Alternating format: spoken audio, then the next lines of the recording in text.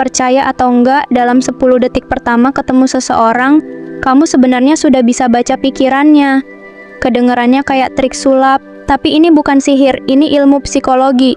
Nah, bayangin kalau kamu bisa membaca karakter dan isi pikiran orang lain hanya dari cara mereka duduk, bicara, atau bahkan melihat matamu. Gimana kalau kamu bisa tahu apakah orang di depan kamu sedang berbohong atau jujur hanya dalam hitungan detik?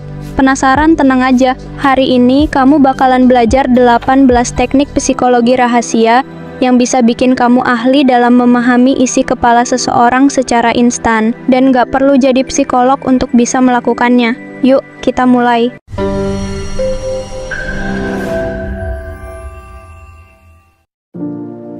Berikut adalah 18 teknik psikologi untuk mengetahui isi pikiran dan karakter seseorang secara instan. Yang pertama, mata.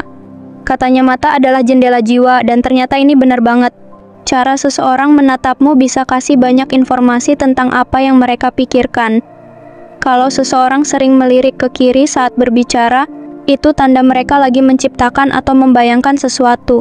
Mungkin sedang berbohong, tapi kalau mereka lebih sering melirik ke kanan, mereka sedang mengingat informasi yang nyata. Cobain deh, pas ngobrol sama teman atau keluarga, perhatiin kemana mereka melirik. Kamu mungkin kaget sama hasilnya. Yang kedua, posisi duduk. Bagaimana seseorang duduk bisa nunjukin karakter asli mereka. Orang yang duduk dengan tangan terbuka dan bahu santai biasanya lebih percaya diri dan jujur. Sedangkan orang yang duduk dengan tangan terlipat dan tubuh membungkuk seringkali lebih defensif atau merasa cemas. Jadi, kalau kamu lagi interview kerja atau ketemu orang baru, perhatiin posisi duduk mereka. Kadang orang yang sok tenang di luar sebenarnya menyembunyikan ketakutan atau kebohongan di dalam. Yang ketiga, cara berjabat tangan. Ini trik yang udah lama dipakai di dunia bisnis. Cara seseorang berjabat tangan bisa kasih tahu kamu siapa yang merasa punya kekuatan lebih. Kalau jabat tangan mereka kuat, mereka pengen nunjukin dominasi atau kontrol. Sebaliknya, jabat tangan yang lemah biasanya tanda kurangnya kepercayaan diri atau bahkan kepatuhan. Yang keempat, mikroekspresi. Pernah dengar tentang mikroekspresi? Ini adalah ekspresi wajah yang muncul cuma sepersekian detik, kadang terlalu cepat untuk disadari secara sadar. Tapi kalau kamu jeli, mikroekspresi bisa kasih tahu perasaan asli seseorang, bahkan kalau mereka berusaha menyembunyikannya. Misalnya, seseorang bisa tersenyum lebar, tapi mikroekspresi di wajahnya menunjukkan ketidaknyamanan. Ini yang bikin kamu harus lebih peka. Coba nanti lihat wajah temanmu pas kamu kasih kabar yang mengejutkan. Apakah mereka benar-benar kaget atau cuma berpura-pura? Yang kelima, gaya bicara. Percaya atau enggak, gaya bicara seseorang bisa sangat mencerminkan karakter mereka. Orang yang bicaranya cepat dan tergesa-gesa seringkali lebih gugup atau sedang mencoba menutupi sesuatu. Sedangkan orang yang bicaranya tenang dan terstruktur biasanya lebih percaya diri dan berpikir matang sebelum bicara. Yang keenam, gestur tangan. Seseorang yang banyak menggunakan tangan saat bicara biasanya lebih terbuka dan nyaman dengan situasi. Tapi kalau mereka sering menyembunyikan tangan di saku atau di belakang punggung, itu tanda mereka lagi merasa nggak aman atau ada sesuatu yang disembunyikan. Yang ketujuh, sentuhan hidung. Ini salah satu teknik klasik yang sering dianggap sepele, tapi terbukti ampuh.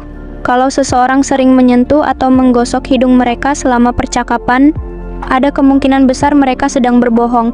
Gerakan ini terjadi karena ketika seseorang berbohong, ada peningkatan aliran darah di daerah hidung, membuat mereka refleks menyentuhnya. Yang kedelapan, senyuman. Nggak semua senyuman itu asli. Senyuman tulus biasanya melibatkan seluruh wajah, terutama mata yang ikut menyipit, tapi senyuman palsu biasanya hanya melibatkan mulut. Jadi, kalau kamu mau tahu apakah seseorang benar-benar bahagia atau cuma berpura-pura, lihatlah mata mereka saat tersenyum. Yang kesembilan, perhatikan nada suara.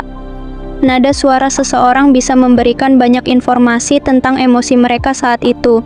Apakah nadanya tinggi, rendah, cepat, atau lambat. Orang yang percaya diri biasanya punya nada suara yang stabil, sedangkan yang gugup cenderung bicara lebih cepat atau nadanya naik turun gak karuan. Yang ke-10, cara mereka menceritakan pengalaman. Orang yang sering mengulang kata saya dalam cerita biasanya lebih fokus pada diri sendiri dan cenderung individualis. Sebaliknya, orang yang menggunakan kata kita lebih sering biasanya lebih inklusif dan peduli dengan orang di sekitarnya. Cara seseorang menceritakan pengalamannya bisa mengungkap banyak tentang siapa mereka sebenarnya. Yang ke-11, pola penundaan. Percaya atau enggak, kebiasaan seseorang menunda-nunda pekerjaan juga bisa menunjukkan karakter mereka. Orang yang cenderung perfeksionis seringkali menunda tugas karena takut hasilnya nggak sesuai harapan. Sementara itu, mereka yang lebih santai dalam hidup biasanya nggak terlalu peduli dengan kesempurnaan dan cenderung lebih cepat dalam mengambil tindakan. Yang ke-12, polanya saat berpikir. Apakah orang tersebut sering berpikir lama sebelum menjawab? Ini bisa menunjukkan mereka analitis atau sangat berhati-hati dalam memberikan jawaban. Sebaliknya, orang yang langsung menjawab tanpa berpikir panjang mungkin lebih impulsif atau kurang mempertimbangkan konsekuensi. Yang ke-13, cara menggenggam benda. Seseorang yang sering memegang benda seperti ponsel, cangkir, atau pena dengan erat, terutama dalam situasi sosial, menunjukkan tingkat stres atau kecemasan. Sebaliknya, orang yang memegang benda dengan rileks atau bahkan menaruhnya jauh dari tangan mereka biasanya merasa lebih santai dan nyaman. Yang ke-14, senyum miring. Senyum miring yang hanya mengangkat salah satu sisi bibir seringkali merupakan tanda ketidakpercayaan atau bahkan sinyal bahwa seseorang sedang meremehkan atau meragukan sesuatu. Ini adalah ekspresi yang halus, tapi cukup jelas jika kamu perhatikan baik-baik. Yang ke-15, kepala miring. Jika seseorang sering memiringkan kepalanya saat mendengarkanmu, itu biasanya tanda bahwa mereka benar-benar tertarik dengan apa yang kamu katakan. Gerakan ini juga menunjukkan bahwa mereka bersikap terbuka dan siap mendengar lebih banyak.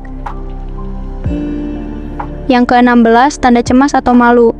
Mengusap tengkuk atau leher belakang adalah sinyal tubuh yang sering muncul ketika seseorang merasa cemas, malu, atau tidak nyaman. Biasanya ini gerakan otomatis yang dilakukan ketika seseorang berusaha menghilangkan rasa canggung dalam situasi sosial. Yang ke-17, tanda gugup atau tidak percaya diri. Berdeham atau batuk kecil seringkali digunakan seseorang untuk menutupi rasa gugup, atau ketika mereka merasa kurang percaya diri saat berbicara. Ini bisa jadi tanda bahwa mereka tidak yakin dengan apa yang mereka katakan atau merasa terintimidasi oleh situasi. Yang ke-18, menguap. Menguap nggak selalu berarti orang sedang mengantuk. Menguap juga bisa terjadi ketika seseorang merasa bosan, cemas, atau ingin melepaskan ketegangan. Jadi, kalau ada yang sering menguap di tengah percakapan, itu bisa jadi tanda mereka ingin keluar dari situasi yang tidak nyaman. Itu dia 18 teknik psikologi yang bisa bantu kamu memahami isi pikiran dan karakter seseorang hanya dalam hitungan detik. Sekarang, kamu nggak lagi cuma mengandalkan intuisi atau dugaan, tapi punya ilmu yang bisa kamu praktekkan di kehidupan sehari-hari.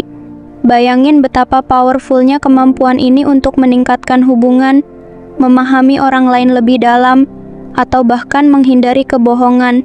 Tapi ingat, dengan kekuatan yang besar datang tanggung jawab yang besar. Gunakan teknik-teknik ini dengan bijak dan selalu tanamkan empati dalam setiap interaksi. Teruslah belajar dan berkembang, karena pemahaman yang lebih baik tentang orang lain akan membawa kamu pada kehidupan yang lebih bermakna. Dengan 18 teknik psikologi ini, kamu kini bisa lebih memahami orang di sekitarmu. Ingat, gunakan pengetahuan ini dengan bijak dan penuh empati.